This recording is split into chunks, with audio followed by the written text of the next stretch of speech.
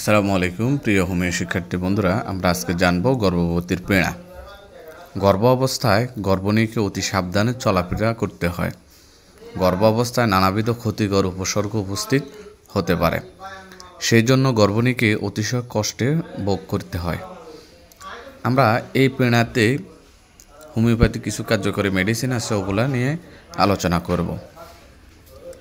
Arnica, আমরা যেখানে দেখব গর্ভের ব্রণের এবং গর্ভস্থ সন্তান নড়াচড়ায় গর্ভবতীর খুব কষ্ট হতে পারে, কষ্ট হতে থাকে, ওই ক্ষেত্রে আমরা দেখব আর্নিকার গর্ভস্থ বাচ্চারা খুবই নাড়াচাড়া করে, যার ফলে গর্ভিণী খুব কষ্ট পেতে থাকে। আর্নিকা আমরা 200 শক্তি দিনে একবার করে দেব, কয়েক মাত্রা দিলে এটা ঠিক হয়ে যাবে।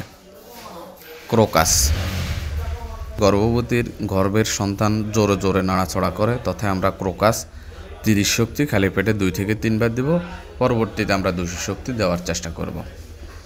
কোনিয়াম, কোনিয়ামের যেখানে দেখব আমরা পেটের বাচ্চা নড়াচড়া, গর্ভিণীর ঘুমের ব্যাঘাত ঘটে, রোগী ঘুম যাইতে পারে না এবং মাথা ঘুরায়, ও ক্ষেত্রে আমরা কোনিয়াম দেব। কোনিয়াম 30 শক্তি দিনে 2 বার করে দিতে পারি, পরবর্তীতে না হলে আমরা 200 শক্তি দেব। লাইকোপোডিয়াম, লাইকোপোডিয়ামের লক্ষণ হচ্ছে গর্ভের ব্রণ বা পেটের বাচ্চা অত্যাধিক নড়াচড়া করে, তথায় রোগীকে আমরা লাইকোপোডিয়াম দেব। লাইকোপোডিয়ামের রোগী মিষ্টিপ্রিয় এবং বিকালের দিকে পেটে গ্যাস জমতে পারে, অস্বস্তিকর বা জন্ডিসের সম্ভাবনা থাকে, খাওয়া দাওয়ার অরুচি থাকে ইত্যাদি লক্ষণ বিবেচনা আমরা লাইকোপোডিয়াম দিতে পারি। লাইকোপোডিয়ামের রোগীর পায়খানা কষা থাকতে পারে।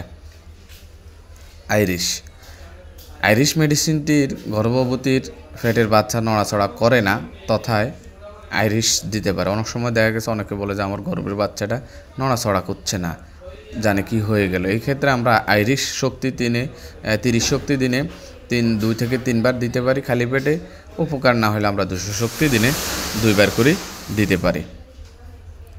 ওপিয়াম, কোষ্ঠবদ্ধ গর্ভবতীদের পেটের বাচ্চা অত্যাধিক নড়াচড়া করে, ওক্ষেত্রে আমরা ওপিয়াম দিতে পারি। ওপিয়ামের রোগী অনেক সময় নাক ডাকার লক্ষণ আমরা দেখতে পাই এবং ওপিয়ামের রোগীর পায়খানা খুবই কষা এবং বড়ে বড়ে হতে পারে। এক্ষেত্রে আমরা যদি রোগীদের এই লক্ষণগুলো পাই, তারপর আমরা ওপিয়াম 30 শক্তি দিনে 2 বার করে দিতে পারি। সিপিয়ার গর্ভবতীর পেটের বাচ্চা অল্প নড়ায় গর্ভিণীর অধিক কষ্ট হয়, বাচ্চা কম নাড়াচাড়া করবে, তবুও গর্ভবতী খুবই অস্বস্তি বোধ করবে, খুব কষ্ট হবে। এক্ষেত্রে আমরা 30 শক্তি সিপিয়া দিনে 2 বার করে দিতে পারি, পরবর্তীতে উপকার না হলে আমরা 200 শক্তি খালি পেটের দিনে 1 বার থেকে 2 বার দিতে পারি। সালফার, যেখানে শুনবো পেটের বাচ্চা যেন পেটের ভিতর ঘুষি মারছে, লাথি মারছে, এই ধরনের কথাবার্তা আমাদের অনেক পেশেন্ট বলে থাকে, আমরা ও ক্ষেত্রে সালফার দিতে পারি। সালফারের রোগীর হাত পা জ্বালা পোড়া থাকতে পারে, চর্মরোগের ইতিহাস থাকতে পারে, এই লক্ষণ বিবেচনা আমরা সালফার দিব। 200 শক্তি দিনে 2 বার 2-3 ডোজ দিলে আশা করি রোগী উপকৃত হবে।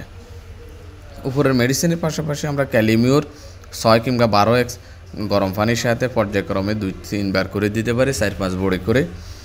আর পত্রপাত্র হিসাবে রোগী খুব তাড়াতাড়ি ঘুম থেকে উঠবে এবং সময় মতো গোসল করবে, আহার করবে, একবার অলস অবস্থায় থাকবে না এবং খুব কষ্টকর পরিশ্রমের কাজও করবে না, সর্বদা মন প্রফুল্ল থাকবে, পুষ্টিকর খাবার দাবার রোগী আহার করবে। সকল মেডিসিন আমরা লক্ষণ বিবেচনায় রোগীদেরকে দিয়ে থাকব, তাহলে ইনশাল্লাহ আমাদের রোগীর কষ্ট লাঘব হবে।